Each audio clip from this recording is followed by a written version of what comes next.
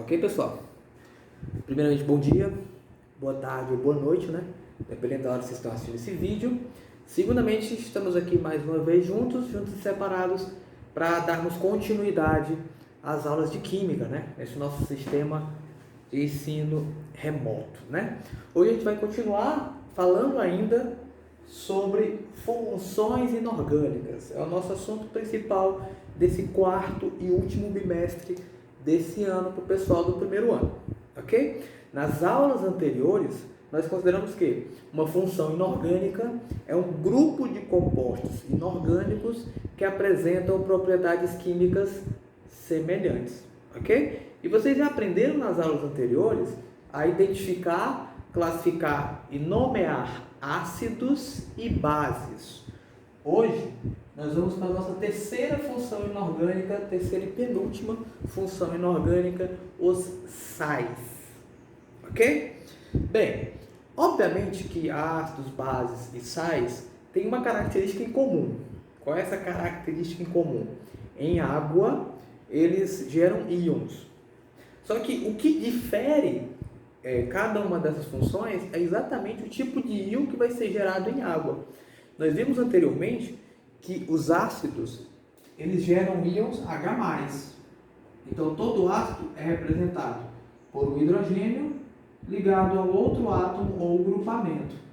O hidrogênio em água ioniza-se liberando o H+, e esse A aqui, ele encontra-se na forma de A-, ele libera como ânion. Nós aprendemos que as bases são identificadas por liberar como ânions o íon OH-.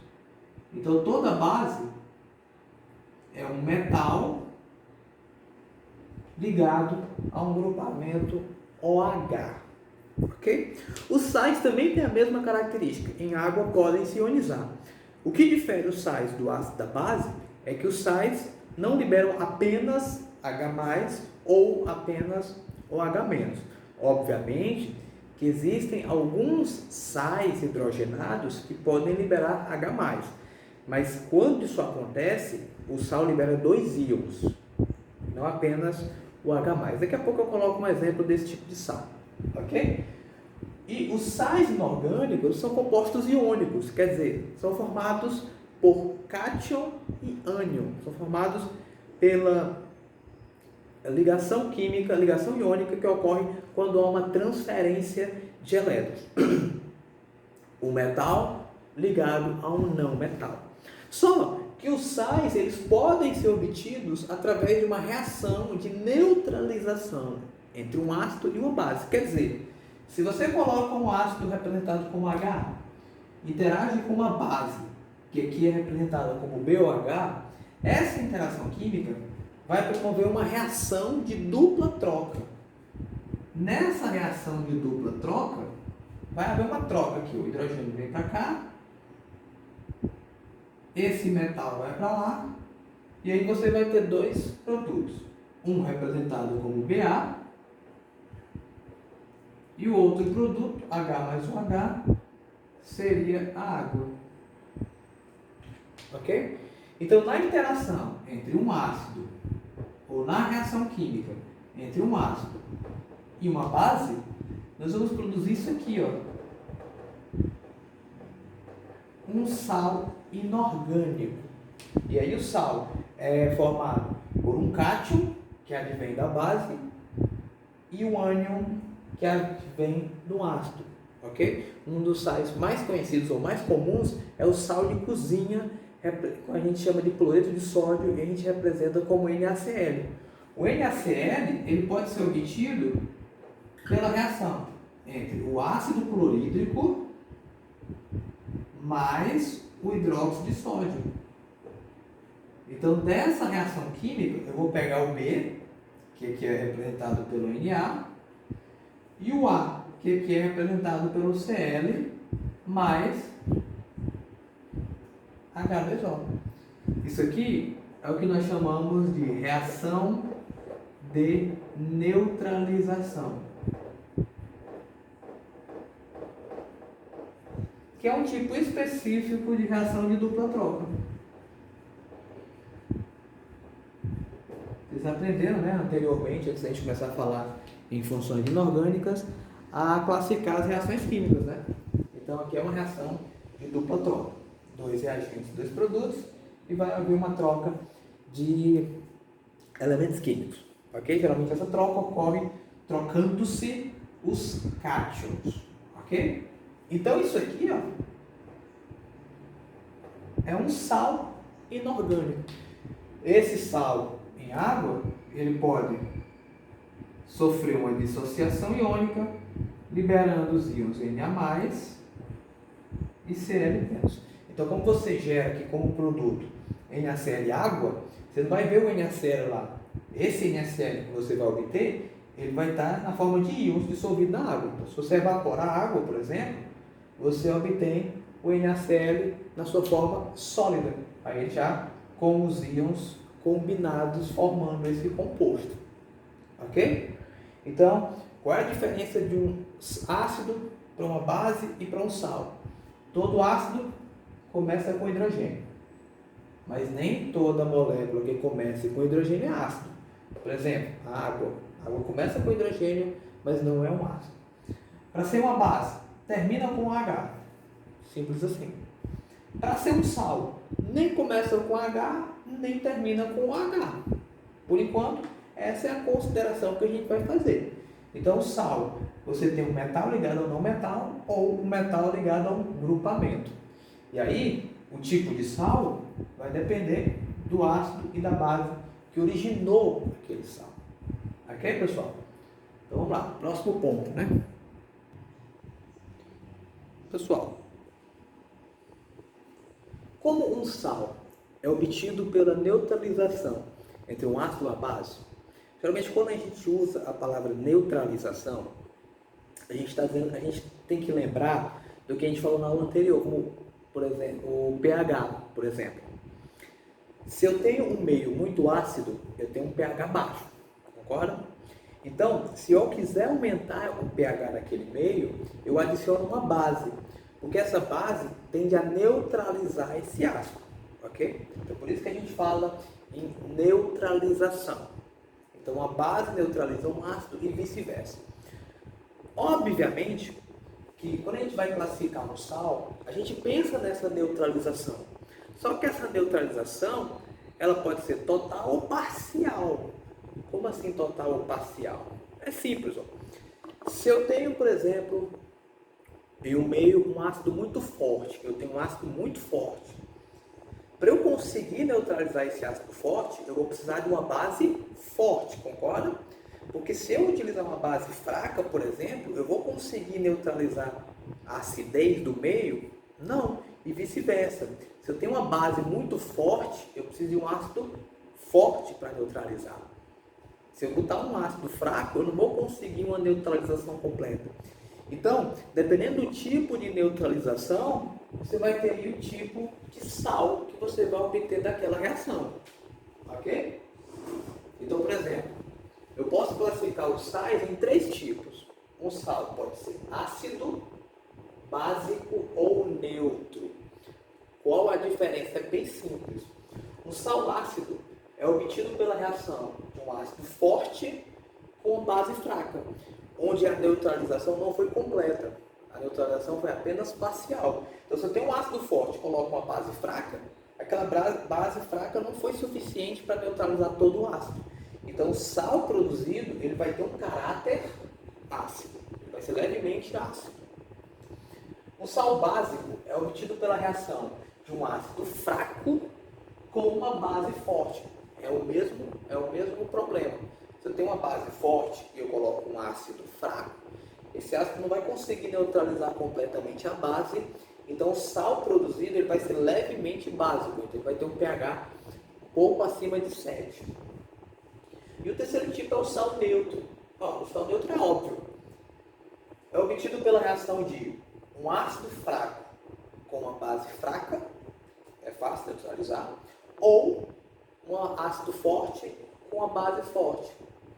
Por exemplo, naquele exemplo anterior que eu coloquei, o NaCl, ele é obtido pela reação do HCl, que é um ácido forte, com NaOH, que é uma base forte. Então o NaCl é considerado um sal neutro, ok? Ele não tem nenhum pH ácido ou básico, nem um pH ácido, ok? O pH dele é em torno de 7 em solução, ok? Então, por exemplo, vamos imaginar aqui, ó, eu tenho aqui alguns ácidos fracos, alguns ácidos fortes, bases fracas e bases fortes. O que a gente tem que lembrar é que quando a gente interage um ácido com uma base, a gente vai tirar o cátion da base e o ânion do ácido para fazer o sal. Então, por exemplo, KCl. O primeiro, deixa eu ver se está funcionando aí aqui. O primeiro K, ele vem sempre da base. Lembra daquele primeiro que eu coloquei lá? Vai ficar BA. Então, o primeiro vem da base e depois do ácido. Ok? Então, você vai procurar. Se o K vem da base, você vai procurar o K aqui, ó. Aqui, ó, o K. O K é de uma base forte. Cl, só Cl está aqui, ó. Ácido forte. Base forte com ácido forte, neutralização completa. Então esse sal, ó, forte com forte, então esse sal é neutro. Ok? Deu para entender como é que funciona o esquema? Por exemplo, a mesma coisa aqui, ó. Na da base, o restante é do ácido, CO3. O Na está aqui, ó, base forte. Já o CO3, cadê? O CO3 está aqui, ó, ácido fraco. Quando eu tenho uma base forte com ácido fraco, eu tenho um sal básico.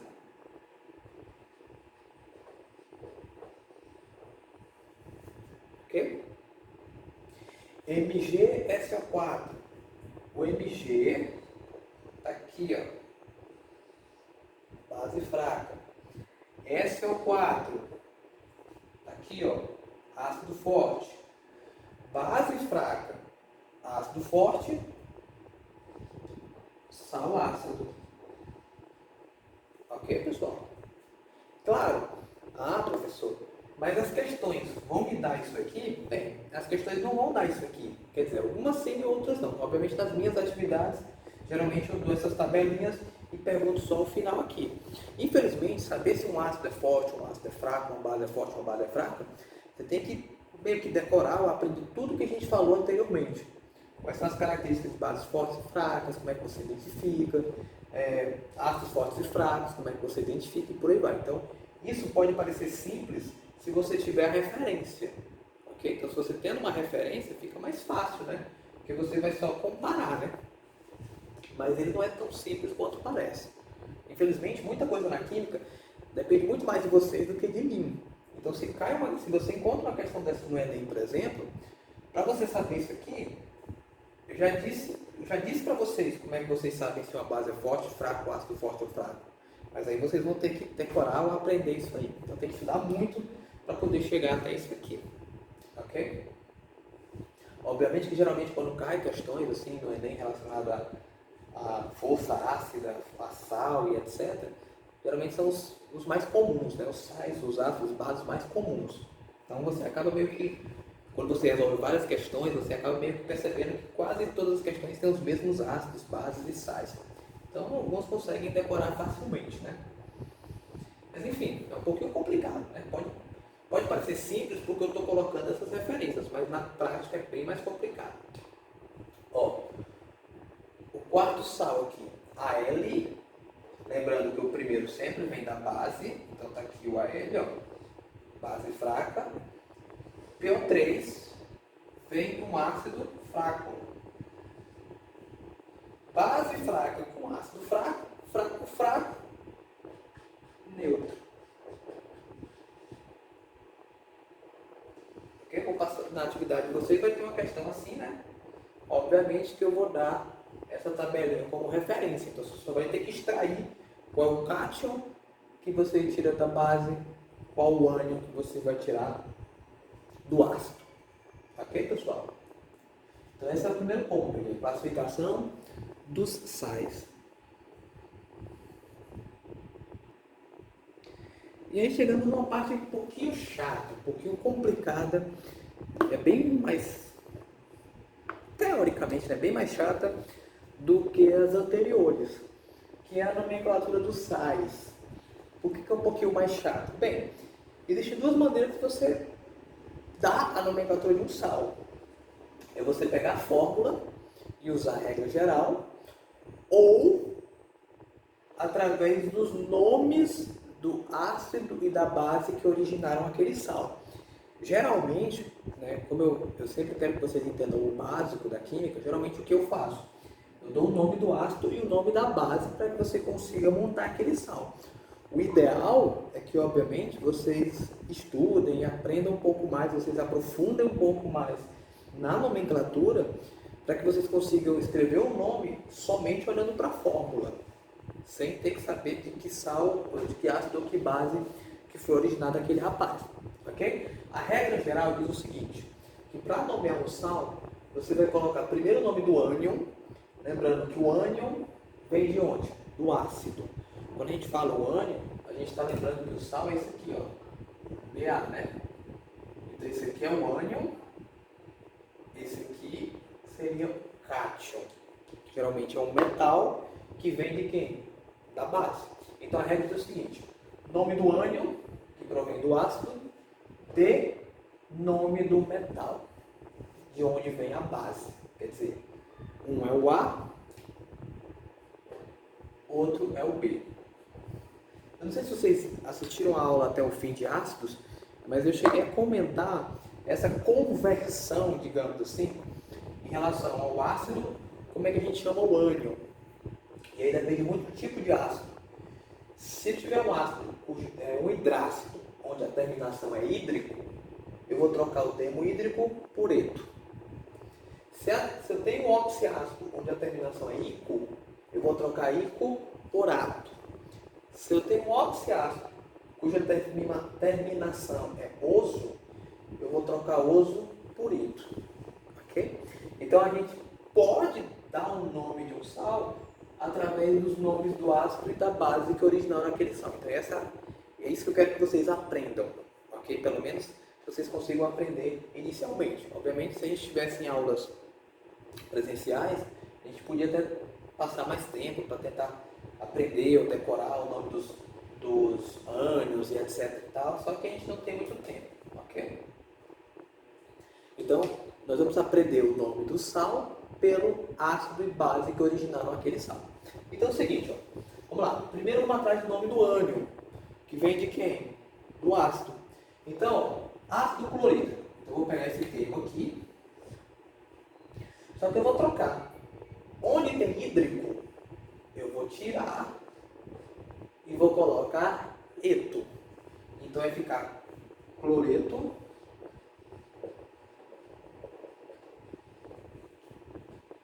que é a primeira parte. De nome do metal da base. O metal da base é esse aqui, ó, Na, que é o sódio. Então, para terminar a nomenclatura, basta você simplesmente copiar tudo isso aqui, ó. Ctrl C, Ctrl V, ó, cloreto de sódio, que é o nosso famoso sal de cozinha, o NaCl, né? Ok? Então, cloreto, sódio. Então, para dar um nome, a gente vai do final para o começo, né? A gente primeiro coloca o cloreto, depois o de sódio. Eu sei que é um pouquinho complicado, mas se você conseguir pelo menos aprender esse método por enquanto, pelo menos dessa forma fica mais fácil de aprender. Só com a fórmula é que é um pouquinho mais complicado. Porque, por exemplo, você vai ter que saber em relação ao ácido se é hídrico, ico ou oso. Então é um pouco mais chatinho, né, de fazer.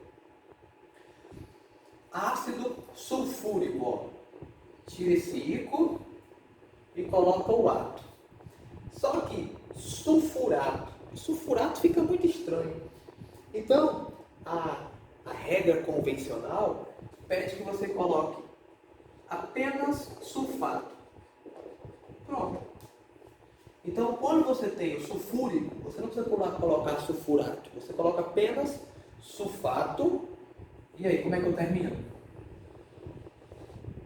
De potássio. Ctrl C, Ctrl V. Ok? Sulfato de potássio. Ácido nítrico com hidróxido de zinco. Tira esse ico. Quando tira o ico, bota o quê? Ato, né? Nitrato.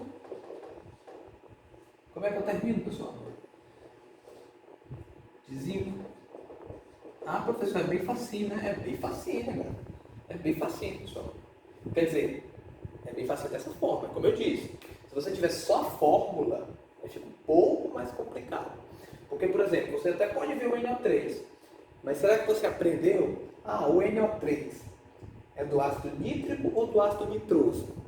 Porque se for do nítrico, fica nitrato. Se for nitroso, fica hidro. Mas o nitroso é se fosse o NO2. Então é uma coisa a mais para você decorar, então fica um pouquinho mais complicado. Ok? Ácido fosforoso. Onde tem oso, eu vou trocar ito. Então vai ficar fosforito de prata. Fosforito. É muito grande esse nome, né? E se eu chamar apenas de fosfito? Dá para entender o que eu estou falando. Fosfito. Pronto. Fosfito. Ctrl C. Ctrl V. De prata. Ok? Ácido carbônico. Ó, ico. Fica o quê? Ato. Carbonato de cálcio.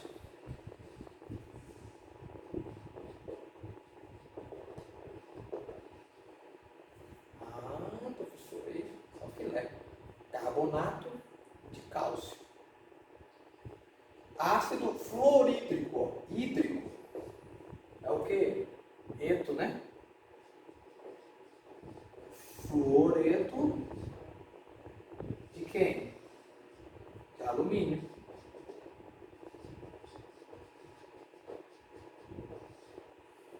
Ok?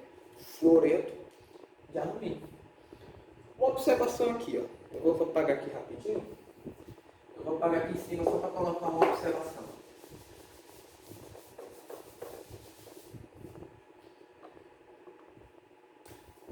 Olha aqui, carbonato de cálcio, CaCO3. Se eu tivesse isso aqui, ó, Na2CO3. Como ficaria o nome desse sal aqui? Ó, CO3 tem do ácido carbônico. Então vai ficar carbonato. Certo? O Na é o sódio, né?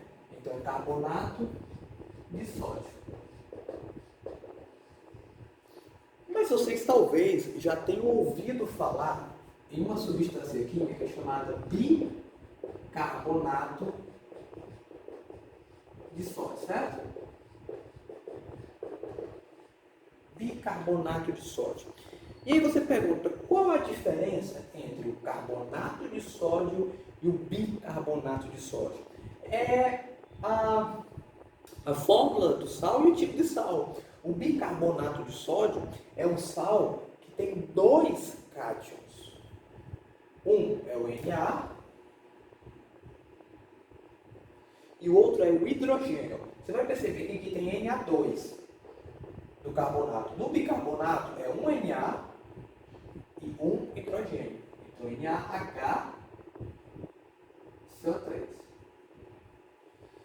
Então esse aqui é um sal hidrogenado, digamos assim. É um sal que tem um hidrogênio a mais, um hidrônio. Então é como eu disse lá no começo. Pode existir um sal que libera H+, mas não pode existir um sal que libere só H+. Aquele que libera H+, libera, mas além do H+, ele libera o Na+, ele tem um metal também que vai ser ionizado na forma de cátion. Na verdade, esse bicarbonato de sódio não segue a regra IUPAC. O nome desse rapaz aqui é monohidrogênio carbonato de sódio ou hidrogênio carbonato de sódio, ok? Então essa é a diferença, ó, entre carbonato de sódio e o que vocês já devem ter ouvido falar, não conhecem, sei lá, que é muito comum, o bicarbonato de sódio, ok, pessoal? Então assim, como eu disse, as regras de nomenclatura para sais são um pouquinho complicadas se vocês só têm a fórmula do sal à sua disposição. Então, como o objetivo dessas aulas online é que vocês aprendam pelo menos o básico, pelo menos o simples, então a gente vai trabalhar com essa nomenclatura usando o nome do ácido e o nome da base que geraram aquele sal. Então, nas atividades eu vou colocar questões e vou colocar esses nomes também, ok, pessoal? Então, pessoal, para finalizar, né, assim como a gente fez com as outras funções, ácidos e bases, vamos considerar aqui algumas características dos sais inorgânicos, ok? Então, a primeira característica, todo sal é sólido à temperatura ambiente. Então, todo sal apresenta-se normalmente no estado sólido. Isso acontece graças a esse ponto aqui, ó, terceiro ponto. Já que os sais são compostos iônicos, quer dizer, formados por ligações iônicas, então eles são sais. Isso é uma característica geral dos compostos iônicos. Todo composto iônico é sal à temperatura ambiente. Então, por exemplo, como as bases também são compostos iônicos, então as bases também são sólidas à temperatura ambiente. Por se tratar de substâncias sólidas, eles possuem elevados pontos de fusão e ebulição. Então, o ponto de fusão, que é a temperatura na qual ele passa do estado sólido para o estado líquido, e o ponto de fusão, que é a temperatura na qual uma substância passa do líquido para o vapor, é bem alto em comparação com outras substâncias químicas, em comparação com outros compostos. Ok? A maioria dos sais são solúveis em água. De uma maneira geral, os sais são solúveis em água, quer dizer, conseguem ser dissolvidos em água. Só que, obviamente, existem alguns sais inorgânicos que são praticamente insolúveis ou pouco solúveis em água. Então, são todos, ok? Então, são uma pequena minoria que não apresenta essa solubilidade em água, ou a solubilidade é muito baixa ou quase nula, digamos assim. Último ponto, conduzem corrente elétrica no estado líquido. Então, se você fundir um sal, você pode gerar corrente elétrica a partir dele, ou em solução aquosa. Então, você dissolve um sal em água, e aí esse sal gera íons, e esses íons podem conduzir corrente elétrica. Ok? Então, essas são algumas das características dos sais inorgânicos. Uma outra observação, a gente considera que o sal é obtido quando você reage um ácido e uma base. Só que você pode reagir, por exemplo, um sal com um ácido ou um sal com uma base. O que vai acontecer é, se você reagir um sal com um ácido, vai haver uma reação de dupla troca, onde você vai obter um outro sal e um outro ácido. A mesma coisa acontece com base. Se você reage um sal com uma base, por exemplo, você gera um outro sal e uma outra base, porque aí segue um mecanismo de dupla troca. Troca apenas os cátions, digamos assim, ok? Então isso pode acontecer de você gerar um outro ácido e por aí vai. Vai depender muito da afinidade química entre o sal e ácido, sal e base que você está reagindo ali, ok, pessoal?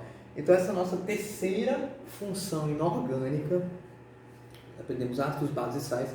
Como eu disse, nesse período de aulas remotas, para a gente não ficar com aulas muito longas, gravando muito vídeo, e eu sei que é cansativo e é difícil, porque nem todo mundo consegue ter acesso à internet, assim, disponível, assim, para assistir quantos vídeos quiser.